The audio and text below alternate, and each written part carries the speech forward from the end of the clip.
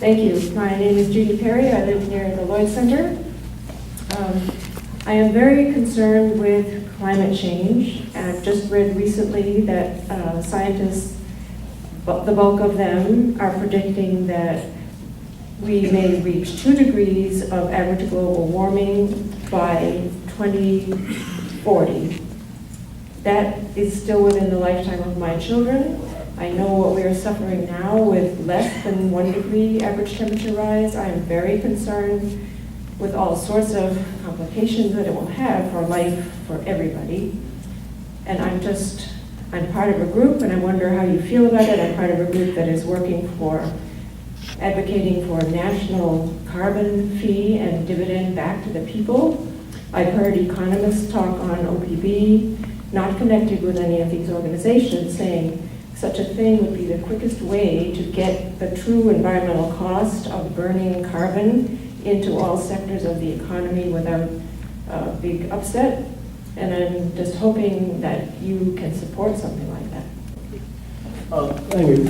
First, I absolutely concur that the warming that we've already experienced is having a big impact. And I'd like to encourage all of you to think about the impacts on forests, on fishing, and farming.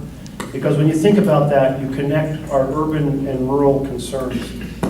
If you want to look for evidence, you can go to any state and you'll find it. But let's talk about here in Oregon. In Oregon, we have the pine beetle that is not being killed off in the winter the same way it was, so it's destroying a lot more trees.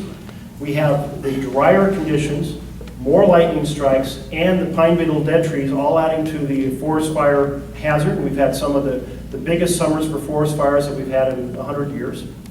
We have, certainly when it comes to farming, we have in the Klamath Basin the 3 worst ever droughts ever recorded were all within the last 13 years, and within a 13-year span. And that is certainly no accident.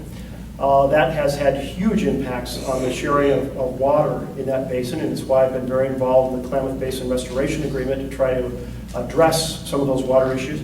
You know, when I was small, I was very confused by the saying that I heard from my dad and from others, that whiskey, that's for drinking, and water, that's for fighting. But you start to understand it when you go and are in an area that has systematic shortages of water, where everyone's struggling to get a bigger piece of a declining resource. If we turn to fishing, we have the issue of our oyster seed on the coast that are having trouble reproducing, or the oyster seed are kind of the very young oysters. And it's because the oceans absorb a lot of carbon dioxide, and that becomes carbolic acid, and that increases acidification of the ocean. And a small change in acidification has had an impact on the tiniest of the shell-bearing oysters at the beginning of their lives. And it's a harbinger, if you will, for concerns to come about sea life that involves shell formation. And then you have snowpacks that are smaller in Oregon. I was reading an account here just recently about the declining snowpack up around Crater Lake. But you have a variety of cascade snowpacks that are smaller. That means smaller streams in the summer. That means warmer streams. That means a negative impact upon our fish in the stream and our salmon runs and so forth. So you don't have to go far afield. This is not something generations into the future. There's impacts right now. And as you correctly note, if you more than double the warming that already has been recorded, we can expect all of these things to be magnified. Our children, if you go to college and you ask, as I've done on multiple campuses, and said, what are the main things you're concerned about? Near the top of the list will be the cost of college and global warming. And in fact, those will be the top 2 things that will come up. We cannot wait until our students are in public office and have a chance to influence the course of things, because it becomes much, much harder to change direction. Now, we need to focus on the major sources of carbon, and that's buildings, transportation, and power generation. There's a tremendous amount that can be done without a fee on carbon.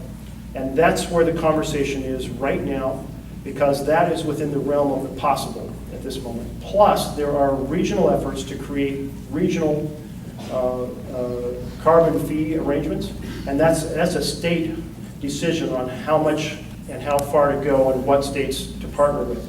But I think those are the really promising areas, and I won't take the time to go through all the changes in each of those areas, but just fuel standards have had a big impact on transportation as well as a host of other things. Certainly, low-cost loans for energy-saving retrofits could have a tremendous impact on the use of energy in buildings, and putting in the best possible practices on coal plants and accelerating the transition to renewable energies could have a huge impact in that realm.